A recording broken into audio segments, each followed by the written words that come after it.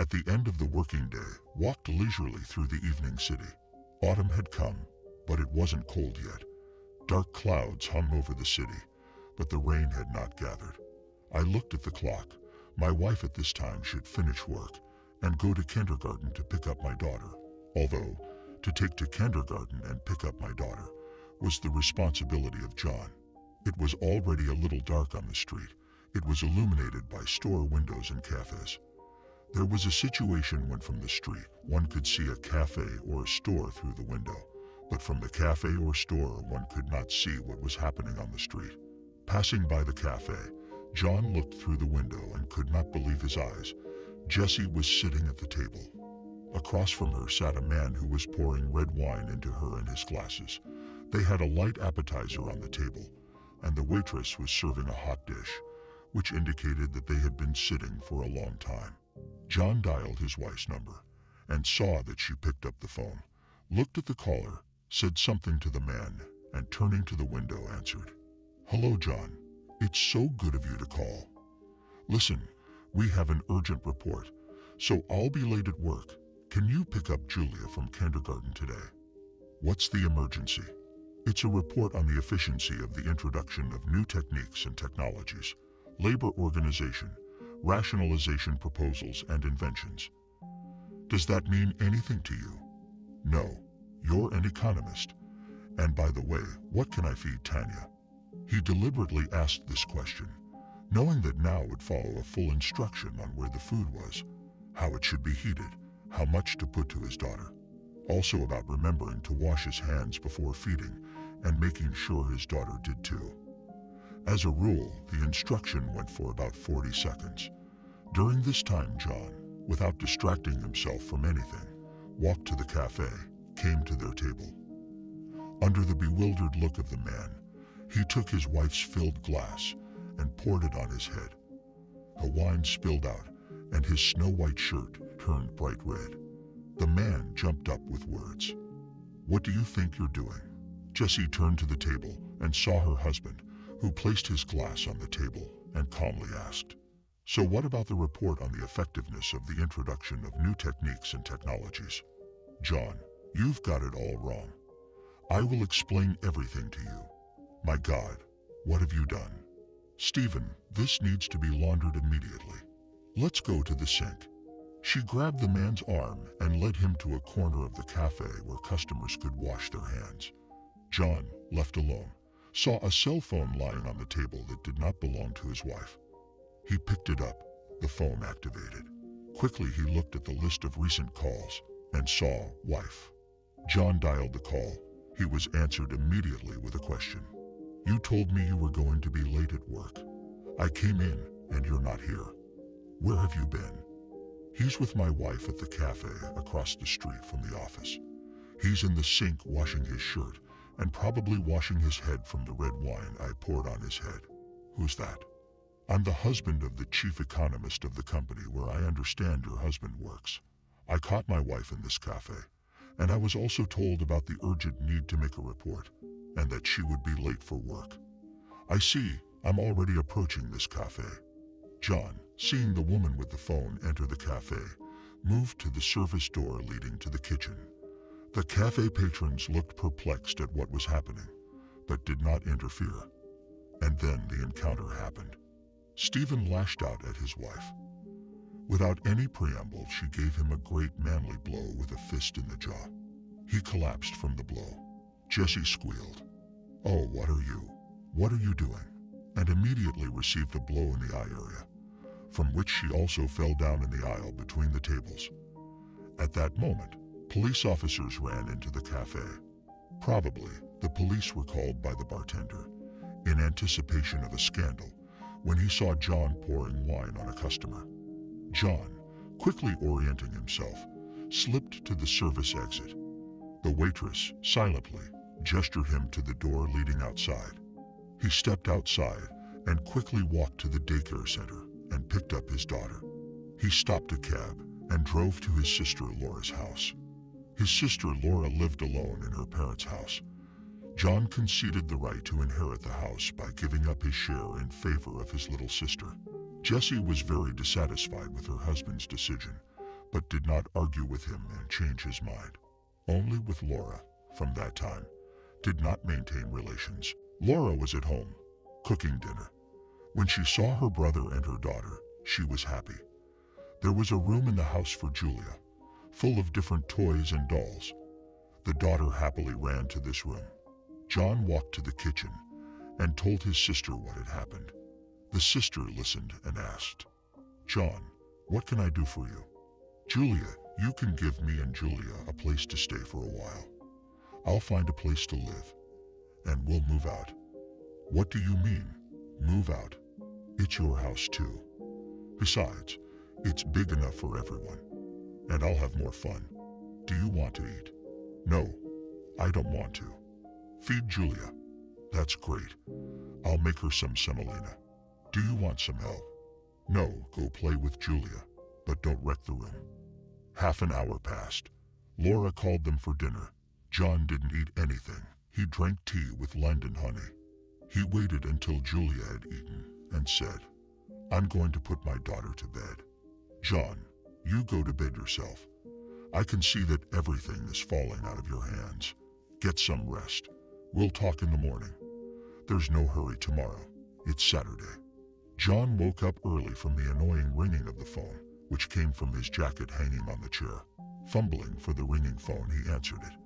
"I'm listening." "I haven't finished with you yet. It's not enough what I said to the police. Who is it, and with whom have you undertalked? Who am I talking to?" "Wait a minute." John wiped his eyes and looked at the phone display. It wasn't his phone. Realizing that he had picked up the phone he used to talk to the wife of the man he poured wine on at the cafe yesterday, and that it was her calling, he said, "Excuse me, it seems that yesterday I was talking to you and accidentally grabbed this phone when I left the cafe." "Oh, so you're Jesse's husband?" "Yes, I am. You should have come to the police station with us. It was fun." Jessie was hysterical when she realized what her actions looked like from the outside. Before that, didn't she realize it was wrong to cheat on her husband? Well, she didn't have time to cheat, and as I understand it, she wasn't going to. "The thing is, I've got my dead guy under constant scrutiny. They've had a busy week, but the last report came in on Thursday. I must say, your wife understands that. She's developed a trusting relationship with my husband, who I made CEO. And I take it you're the founder?" "Me? No. The founder is my mom. She's 65 years old, and she's in no hurry to retire. My husband used to work in the civil service. He had a secretary, and he had an affair with her. It all came out, and I found out about it. And then I gave him a warning. And when he got out of the hospital, I got him the job. So you're saying you're not the founder? But I run the place. I run it from home. My husband didn't realize that from home I can see which computers work and which don't. That I can, if I want, see who is doing what in the office. I would have found him in that cafe 5 minutes later. But that's not the point. After a week of hard work, my husband decided to invite your wife to the cafe. And she didn't have the brains to realize what the invitation was for. She thought it was just for coffee. Mine got excited, forgot he was under control. What are you going to do with him now?" "Nothing. I'm gonna kick him out of work, out of town. I'll get a divorce on Monday and send him back home." "That won't work. I'll have to get a divorce on Tuesday." "What about my wife? What, is she awake and interested?" "I don't know. I'm not really home. I picked up my daughter and left." "Oh, that's what she was yelling about." She realized she was losing both her husband and her daughter. And why the hell did she take that unimportant guide to the wash basin at the cafe?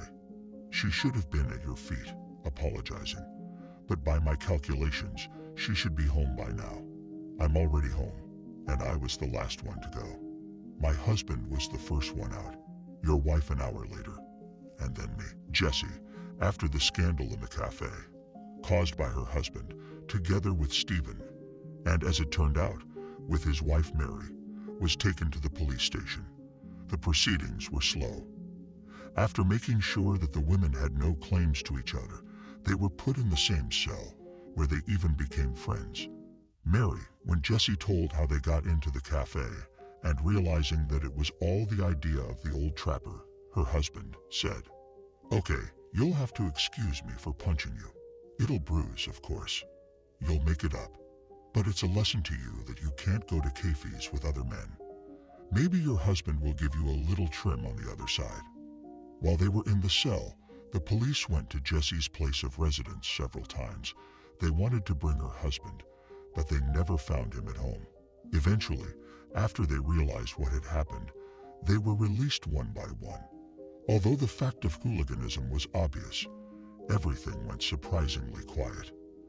The interrogator who conducted the proceedings said, "If you have family problems, you can sort it out at home, not in a public place." To which Mary said, "At home, I will definitely talk to my husband. He should not allow such a panebristic attitude with his subordinates. And Cadia's husband, I understand. If I were him, I would give him a bottle of wine on the head. Stupidly. But I love him. I hit him a little. My karate coach always said to me, 'Larissa, to kill you, it's enough to hit you with the palm of your hand.'" Jessie looked at the frail woman and could not imagine what she could do with her fist, since her Mary had really only hit her with the palm of her hand. The police reassured themselves and let Stephen out first. He quickly walked away with an admonishment from Mary. "Go, honey. Go home, go. I'll be there soon, and we'll talk about everything." Home from the police station, Jessie arrived at the beginning of the third night. The house was plunged into darkness. Trying not to make any noise, she entered the apartment and noticed that in the hallway there were no belongings of her husband and daughter. They had not come home. Most likely, they had gone to spend the night at her husband's sister Laura's house. Jessie had not been in touch with Laura Jessie, and now she was faced with a choice: to call her now or to wait for the morning. I decided I'd call her in the morning. I went into the bathroom. Looking at herself in the mirror, she realized why the police were smiling at her. That bruise was hard to cover up, but there were 2 more days to go. She scolded herself with the last words. Why did she go? She knew that he was married and dragged after every skirt. The girls from the accounting department had told her that. I thought I'd have some wine on him, just to relax a little. She did. Now we have to save the marriage if it can still be saved. But how can I do that? There was no hope of Laura's help, and she loved her husband and didn't want to leave him. And it was out of the question for him to take her daughter. She would go mad. After washing herself in the shower, a crying Jessie went to bed. The morning brought her nothing new. John's phone did not answer. After thinking for a while, she resolutely dialed Laura's phone. Laura answered. Jessie started from afar. Laura, good morning. How are things going? You mean Julia and John? Yes, Laura. I mean them. They're fine. John's still asleep, and Julia and I are making him breakfast. You tell me, what did you do last night? John misunderstood, but it was my fault too. I should have told him I went to the cafe with the director to celebrate the report, and for some reason I told him I was still working. I turned my head, and he was standing next to me, pouring wine from my wine glass. Then the CEO's wife came in and slapped her husband, and me too. Then the police. Now I have a black eye that makeup can't hide. Laura, ask John to call me back when he wakes up. I want to apologize to him, and to my daughter too. I will. I will. Thank you. John talked to Mary, got dressed, and went into the kitchen. Laura and his daughter were making pancakes. Laura was baking them, and Julia was eating them with her nose smeared with sour cream. When Laura saw John, she said to him, "Sit down next to Julia and eat while the pancakes are hot."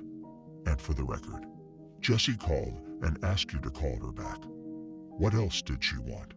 She's crying, apologizing. What was she thinking yesterday when she was bullshitting me about the report? She's crying. And when she was sitting with that guy, was she smiling? Is there something wrong with me? Just say so. I'm not an animal. So what are you thinking? Nothing yet. Since you're not driving me away, we'll stay at your place. We'll see there. It's no good. Julia is not only your daughter. If we divorce, she'll stay with her mom. There won't be a divorce. Not yet. But she won't be going out to cafes with men, even if it's her supervisors. With a college education, let her turn on her brain and think about what a family is. John, do what you think is right. But call Jessia back. John ate his pancakes, went to his room, and called Jessia. She answered right away. John, I'm sorry.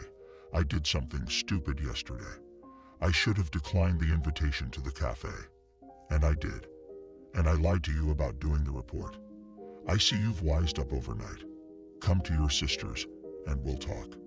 John, I can't. I've got a bruise halfway down my face, and there's nothing I can do to cover it up. Suit yourself.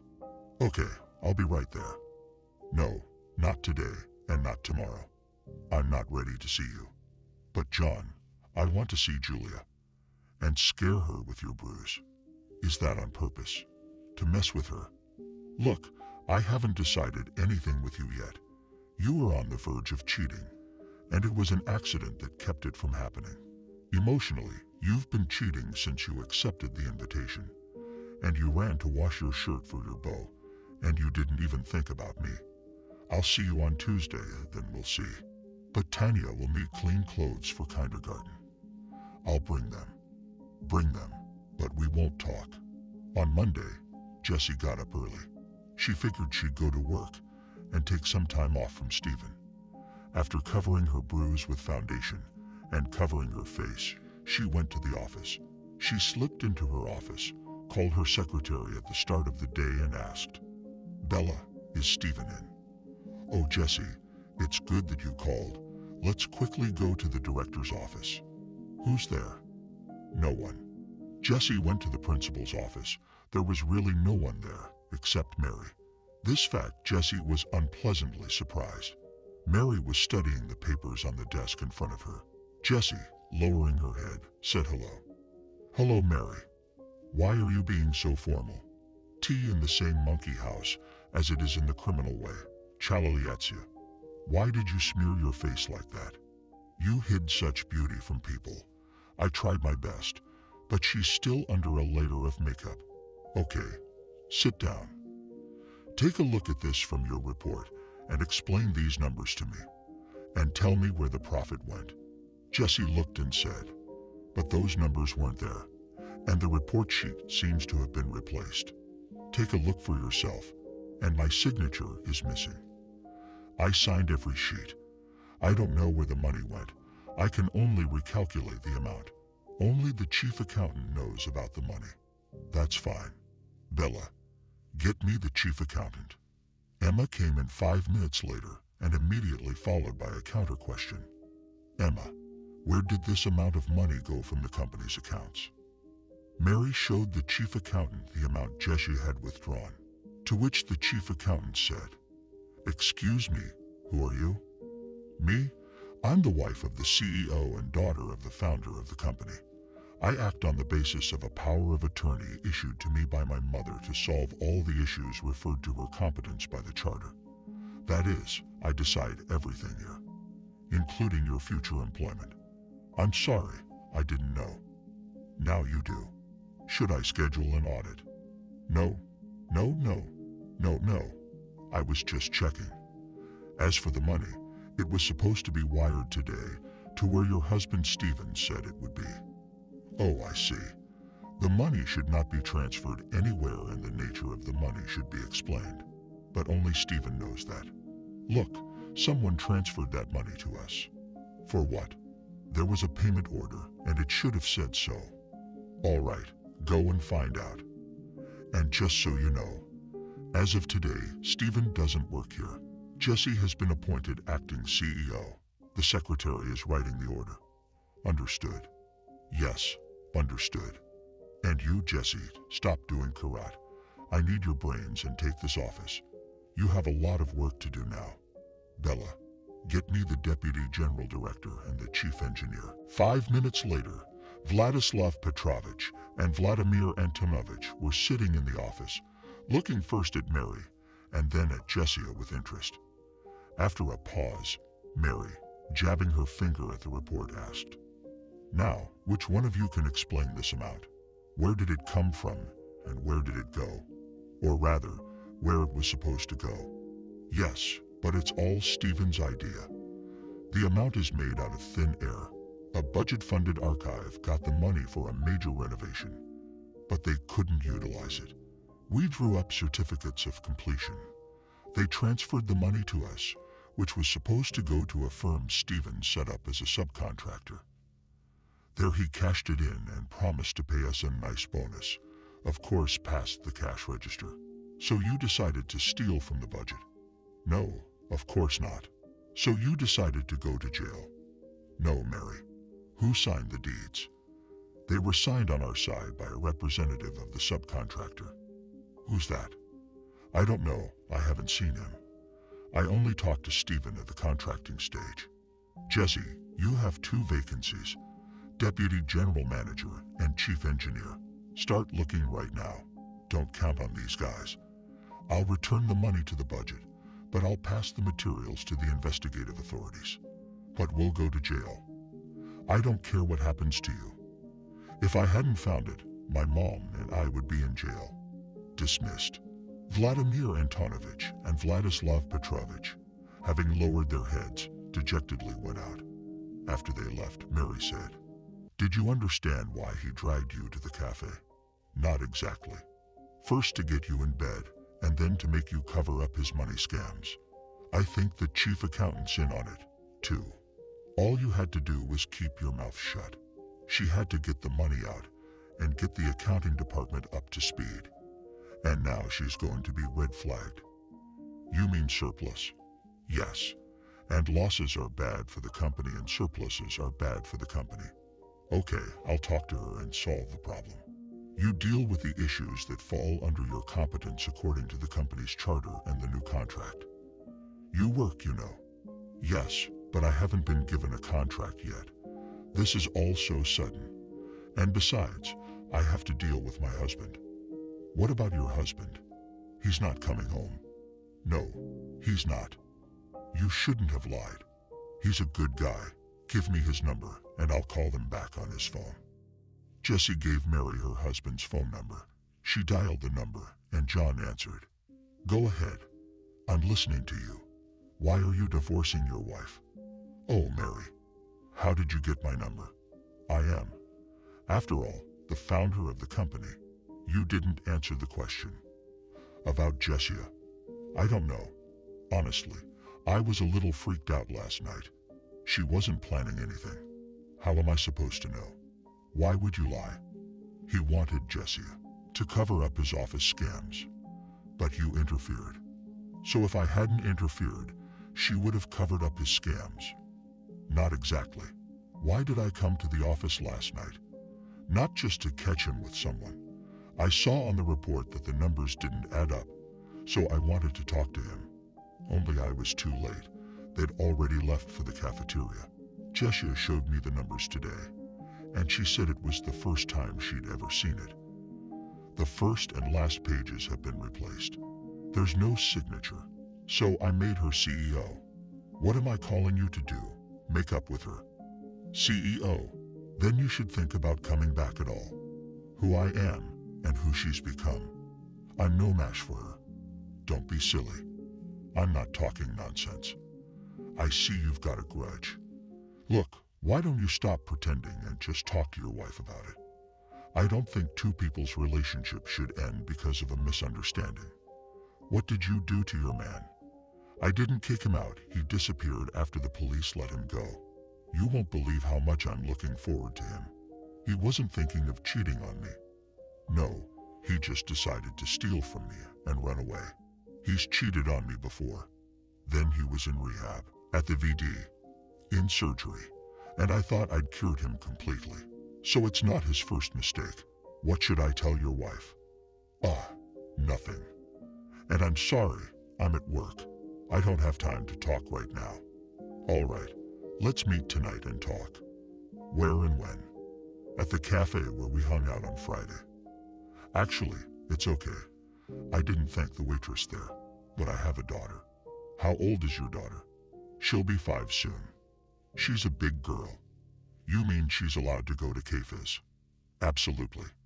But you're bringing that one with the black eye. I'm not bringing her. I'm bringing her. I told her we won't talk until Tuesday. I'm not ready. So you'll see her tomorrow. Unless there are other plans. All right. We'll meet tomorrow at the coffee shop after work. What about you? Like a world mediator? Better than a world mediator. The next day, John met Laura outside the kindergarten. He handed the baby to her sister, explained. Laura, I'm sorry to bother you, but I can't take Julia to the cafe. What if we have a fight? What do you want? Now I don't know. While she was just an economist, I was still putting up with it and was ready to forgive her. But now she's a CEO. She's CEO there, but at home she's your wife. Only she has a completely different social circle. Don't mess with my head. You have a college degree too, which you're hiding. That's right, I have a higher salary and less responsibility. The salary was higher, once upon a time. Now the importance of literate engineers and technicians is realized, so you just need to get your diploma. Okay, I'll take care of Julia. I'll get you ready for daycare tomorrow. You go and forgive your wife. John came to the cafe half an hour early, ordered 200 grams of cognac and something to eat. The waitress recognized him and quietly inquired, Today you will not pour wine on anyone. I didn't plan to, though the evening was just beginning. Thank you. At the appointed time, Jesse and Mary entered the cafe. They looked around the cafe and went to the table where John was sitting. Jesse asked, Where is Julia? Well, you don't think I'm going to bring her to a showdown between us at the cafe. I wanted to see her. I missed her. No, you didn't. I sent her home. Alone. I'm not you, and I took care of the baby. Mary intervened. Stop it, both of you.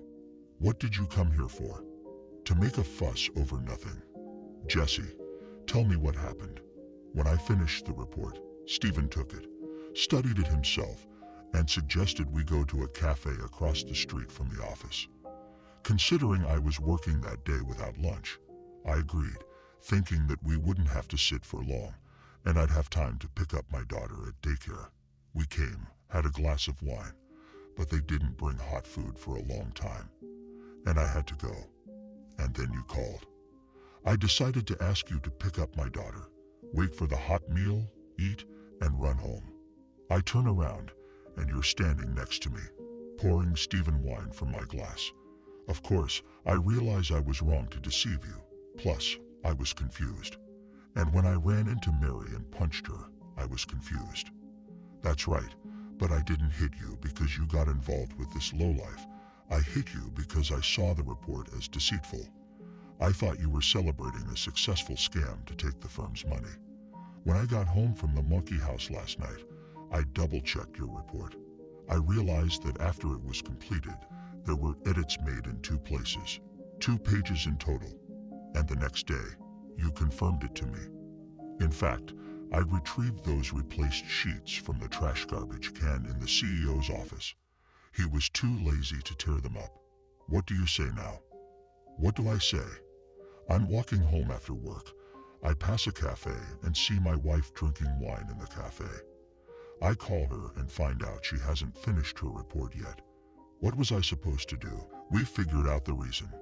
And we adults realized that there was no cheating. There was no flirting and no affair. The only thing that leaves a residue is Jesse's deception.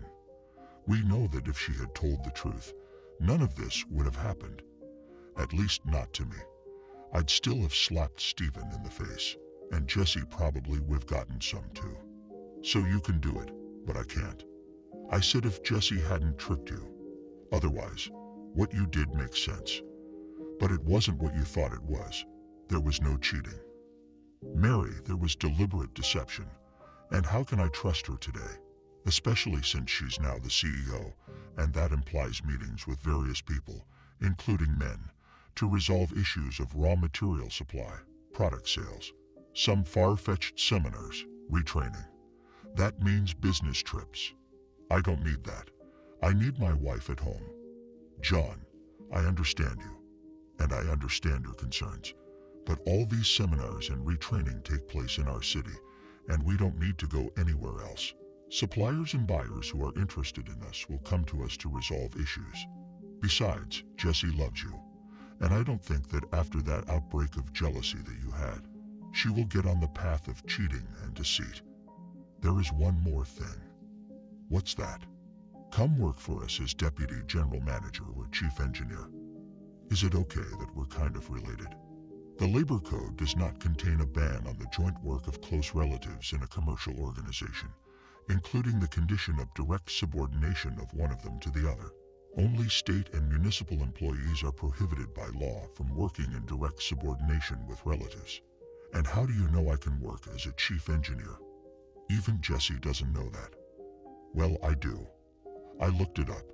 You were deputy chief engineer of a huge company. There was an accident. People died. You were the one to blame.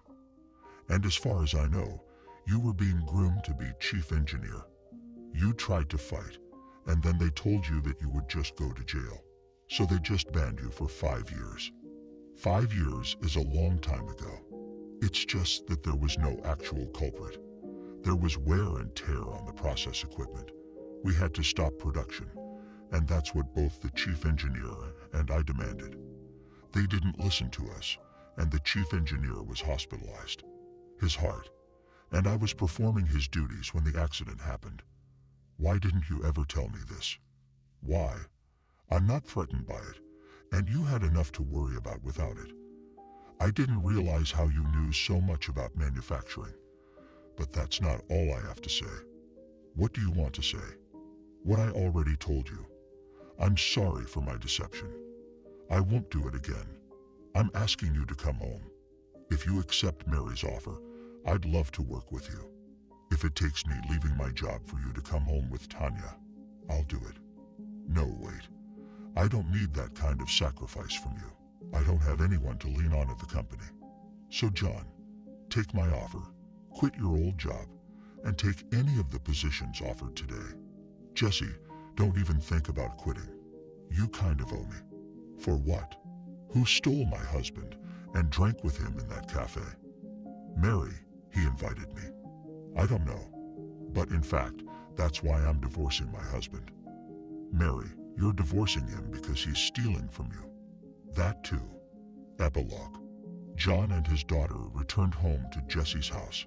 He actually went to work as chief engineer. Under the terms of his contract, John reported to the founder. Jessie continued as CEO.